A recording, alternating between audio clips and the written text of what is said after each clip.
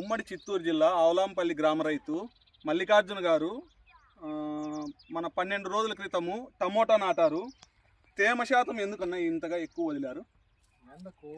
ఎండ ఉండేది, ఎండకి ఎక్కువ నీళ్ళు మనము ఎండ ఎక్కువ అవుతుందని ఒకసారి అని ఎండ ఎక్కువ అవుతుందని ఇంత తేమ వదిలితే అండి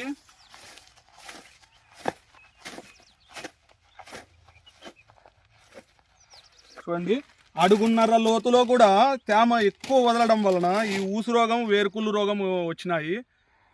అన్నకి తేమని తక్కువ పెట్టుకోవాల్సిందిగా మన రైతులందరూ విజ్ఞప్తి చేస్తున్నాను. మరియు ఈ వేరుకుళ్ళు, కాండం కుళ్ళుకు ఎవర్గోల్డ్ రాడిఫామ్ కలిపి ఎకరాకు డ్రించింగ్ పద్ధతిలో వేసుకోమని చెప్పినాము.